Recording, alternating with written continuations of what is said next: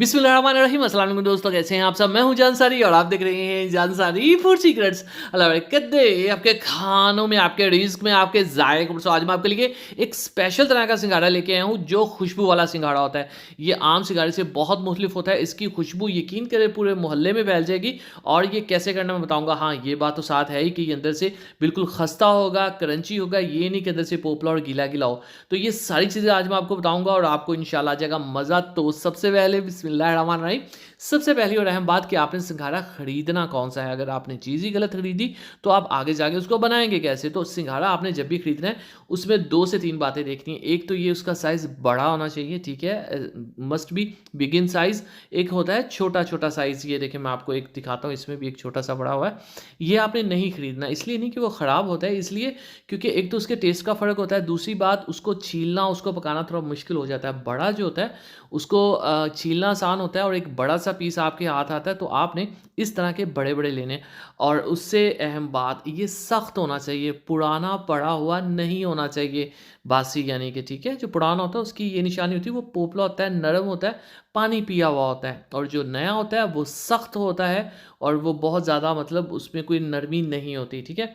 अब जो रेसिपी से रिलेटेड बात है यहाँ पे आपको बताने वाली वो ये कि आपको पता है कि ये तालाब के अंदर जो है वो बनते हैं, पंजाबी में कहूँ तो छप्पड़ों के अंदर ये पकते हैं, उगते हैं।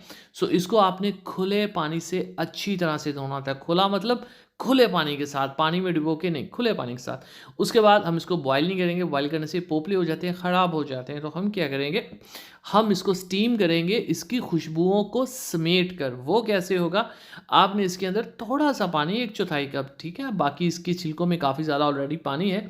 आपने एक मोटा सा कपड़ा लेना, उसको गीला करके आपने इसके ऊपर डाल देना है, ताकि इसका जो अरोमा है, इसकी जो खुशबू है, इसका जो एक ताज़ापन है और ख़ास चीज़ इसके छिलके के अंदर जो फ्लेवर है वो अंदर ही रहे। ऊपर ढक्कन रख देंगे, कुछ सुराख वगैरह तो उसको आपने बंद कर देना है। 2 मिनट के लिए फ्लेम आपने हाई रखना है ताकि अंदर स्टीम बन जाए। और उसके बाद आपने फ्लेम को लो कर देना है। कोई 15 से 20 मिनट ये ऑलमोस्ट लेता है, इतना टाइम लेता है। अब ये देखें मैंने फ्लेम हाई किया है ताकि अंदर स्टीम बन जाए। और 1 डेढ़ मिनट बाद आपने इस फ्लेम को बिल्कुल लो करके 15 से 20 मिनट इसको पका लेना। 15 मिनट में एक्चुअली ये डन हो जाते हैं। अब ये सारा काम करना क्यों है मैं आपको बताता हूँ। चलें जी, बिस्मिल्लाहिर्रहमानिर्रहीम। अब इस कपड़े के नीचे, इस पर्दे के नीचे, इस टॉवल के नीचे इसका सारा जो अरोमा है, जो खुशबू है, जो इसके छिलकों के अंदर होती है एक्चुअली में, वो सारी इसके अंदर रह जाएगी। और ये उसी खुशबू के अंदर आहिस्ता आहिस्ता पकेंगे।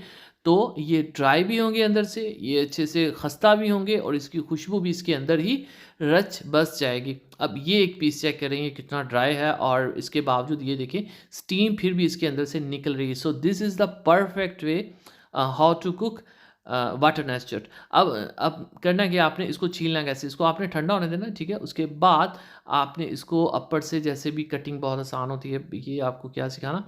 अहम बात ये है कि जब आप इसको कट कर लेंगे, गिरी निकाल लेंगे, तो गिरी निकाल लेने के बाद आपने इसको एक दफ़ा धो लेना है, फिर सर्व करना है, ठीक है। इससे नफासत आती है। मैं भी आपको धो के तोड़ के दिखाता हूँ ये अंदर से कितना खस्ता है और अंदर से बिल्कुल भी पोपला और पानी वाला और पोला पोला नहीं है। चलें जी, बिस्मिल्लाहिर्रहमानिर्रहीम। तो माशाअल्लाह अल्हम्दुलिल्लाह, देखिए जी मेरे अल्लाह की शान, उसकी रहमतें नेमतें और बरकत से मकान में।